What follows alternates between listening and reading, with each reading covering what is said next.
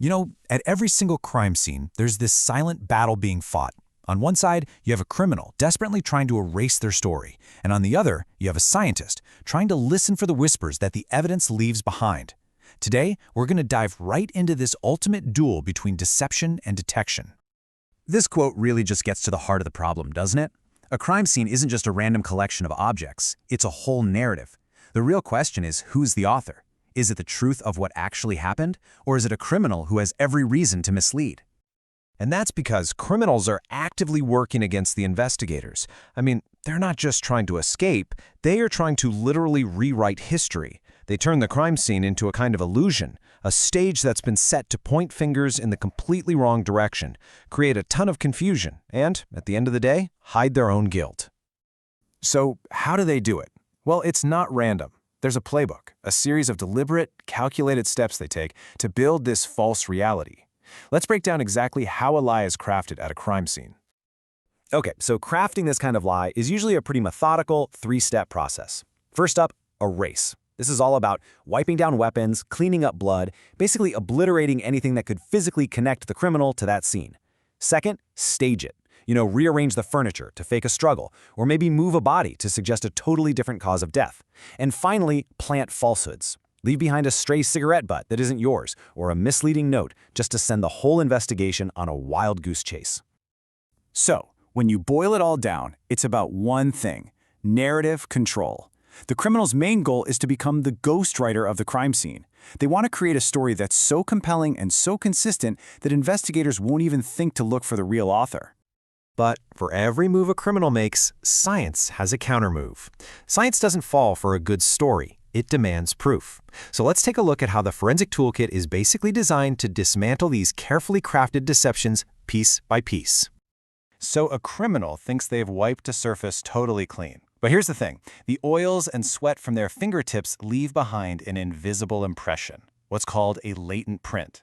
Using techniques like dusting with a superfine powder, or even chemical fuming in a lab, where vapors from something like superglue actually stick to the print residue, well, that can make these invisible impressions reappear, giving a direct link to the person who was there. And this idea of seeing the unseen, it goes even further. A criminal might scrub a floor until it looks absolutely spotless, but they can't erase chemistry. Certain chemicals will react with the iron and hemoglobin and make even the faintest traces of blood glow this eerie blue under a UV light. And just like that, the cover-up is suddenly illuminated for everyone to see.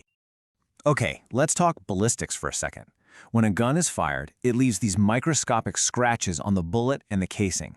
It's like a unique fingerprint for that specific weapon.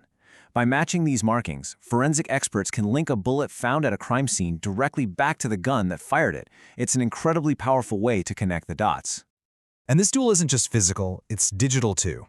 A criminal might delete emails or alter financial records, thinking they've totally erased the evidence. But digital forensics experts are kind of like archaeologists, but for hard drives. They can actually recover those deleted files and find the digital fingerprints of manipulation, revealing the original, untampered truth. So when you put it all together, you've got this incredible arsenal. I mean, from the undeniable power of DNA analysis, to the precision of ballistics matching, to digging up trace evidence and recovering digital ghosts. Every single tool is designed to find a truth that someone is actively trying to hide. Which of course brings us to the ultimate question, right? With all these sophisticated ways to deceive, can a criminal actually pull it off?